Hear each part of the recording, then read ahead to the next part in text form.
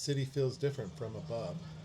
The movement softens, the noise settles into a distant hum.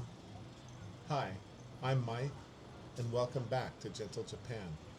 Today, I'm walking through Miyashita Park, the rooftop garden that sits on top of the Miyashita Park Shopping Center here in Shibuya. It isn't the quiet escape I usually search for, but from this height, the energy of the city shifts into something gentler. People come up here to unwind. Some sit with coffee, some meet with friends. Some practice their TikTok dances in the open space, and others simply watch the currents of Shibuya flow beneath them. Even on a Monday afternoon, the rooftop felt like a small world lifted just slightly away from the rush below.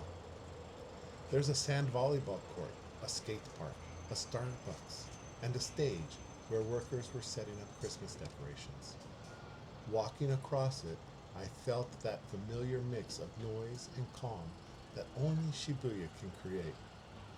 I filmed a short 5-minute walk through the park, and at the end, I'll share a brief time-lapse of Shibuya Crossing, a bright contrast to this floating rooftop path. Let's take a quiet moment above the city together.